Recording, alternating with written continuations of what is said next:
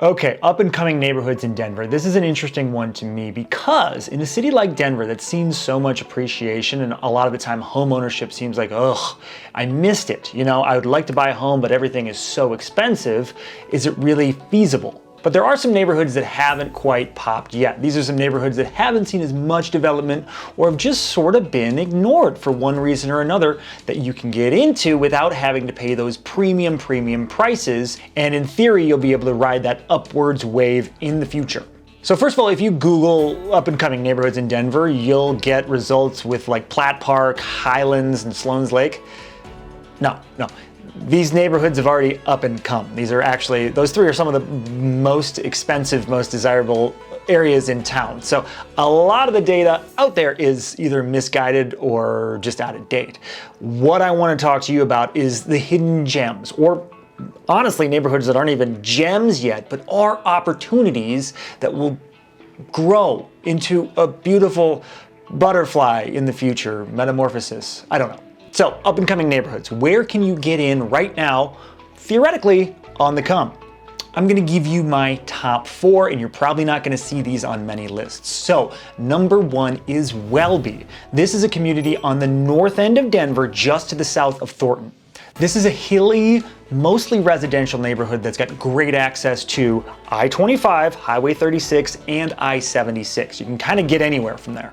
Plus, it's so close to Thornton, it has easy, super simple access. I'm talking a couple minutes to all those shopping and dining amenities of a suburban town. The median home price in Welby is $384,000. And you know, if you know Denver real estate, getting a home under $400K is very difficult. So this is probably one of the best bangs for your buck in town. It is a pocket that just hasn't developed that much yet. There is still a lot of opportunity for growth in the Welby area, and if you buy there now, you can potentially get in on the ground floor. In fact, it reminds me a lot of the North Park Hill area about 10 years ago, and if you know Park Hill now, you know what I'm talking about.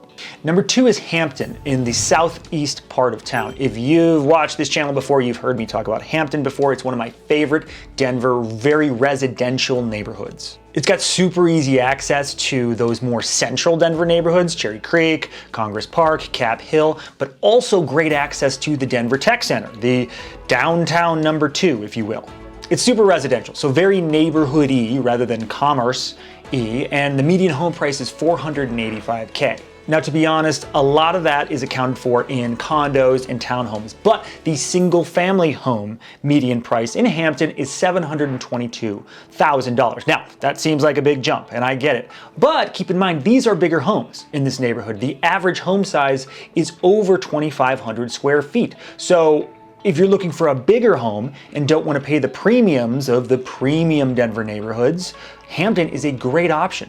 Plus, it has a lot of the features of some of those more premium neighborhoods. Bountiful parks. Hampden has some of the best parks, under the radar parks in the city, and it's got easy access to shopping and some dining options. Not a ton, but some. Number 3 is South Broadway. This is just to the east of the Baker neighborhood and is the area surrounding, you guessed it, South Broadway Street.